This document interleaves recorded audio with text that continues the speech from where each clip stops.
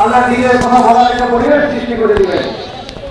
আমি কালামে পাকে যে আয়াতটি আপনাদের সামনে তেলাওয়াত করেছি, এই দুটি আয়াতের তারা আল্লাহ নূরকে নিভিয়ে নিতে চায়, অথচ আল্লাহর ফয়সালা হলো তিনি তার নূরকে বিকশিত করবেন। কাফেরদের কাছে অসত্যের ব্যাপার হোক না কেন, এই আয়াতটাকে 1500 বছর আগে নাযিল হয়েছিল, কিন্তু এখন কি আমাদের মনে হয় না যে এই আয়াতটি আগস্ট মাসে 5 তারিখে নাযিল হয়েছে? আপনাদের কাছে কি মনে হয়? আমার মনে হয় এটা 5 তারিখে নাযিল হয়েছে।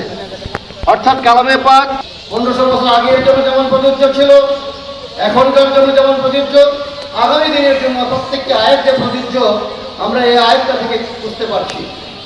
ধারাবাহিকতায় আজকে কোরআনের আয়োজন নিঃসন্দেহে এটা আল্লাহর অত্যন্ত শুকরিয়ার বিষয়। আল্লাহ আমাদেরকে সহজ করে দিয়েছেন, এজন্য আমরা আল্লাহর শুকরিয়া জানাচ্ছি।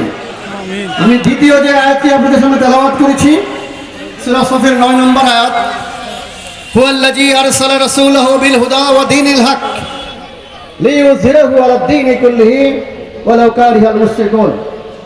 যে তিনি আল্লাহ, যিনি তার রাসূলকে এই দিনকে বিজয়ী করার জন্য, এই দিনে তার অধীন থাকার জন্য নয়, সকল কিছু এই দিনের অধীনে থাকতে আলমগীর ভাইয়ের নাম্বার আছে, আমি ছুটে দিয়েছি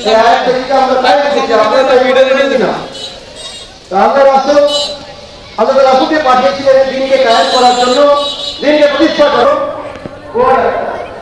নাকি একদিন ইঞ্জিনিয়ারিং কলেজে ভর্তি না হয়ে ইঞ্জিনিয়ার দাবি করে, তাহলে ওটাকে আমরা বলবো ভুয়া ইঞ্জিনিয়ার। একজন আইনজীবী আইন কোর্টে ভর্তি হয়নি, আইনজীবী দাবি করছে, তাকে আমরা বলবো ভুয়া আইনজীবী। আমার মাঝে মধ্যে মনে হয়, আমিও আমরা আপনাদের মনে হয় না জানি না, আমার মনে হয় আইনজীবী হওয়ার জন্য একটা কলেজে ভর্তি করতে হয়, তো মুসলমান হওয়ার জন্য কোথাও ভর্তি হওয়া লাগবে না, ভর্তি করা লাগবে না। আপনাদের কি মনে হয়? আল্লাহ শুকরিয়া, আমি মনে করি বাংলাদেশের এই কলেজে জনগণের জন্য জামাত একটা নিয়ামত, জামাত একটা নিয়ামত। এই জামাতের মাধ্যমে আমরা খাঁটি মুসলমান হওয়ার একটা কারখানা, আসুন আমরা এই খাঁটি মুসলমান হওয়ার এই কারখানায় শরীক হয়ে আল্লাহ দিন কায়েমের জন্য চেষ্টা করি। আল্লাহ আমাদের তৌফিক দান করুন। আসসালামু আলাইকুম ওয়া রাহমাতুল্লাহি ওয়া বারাকাতুহু।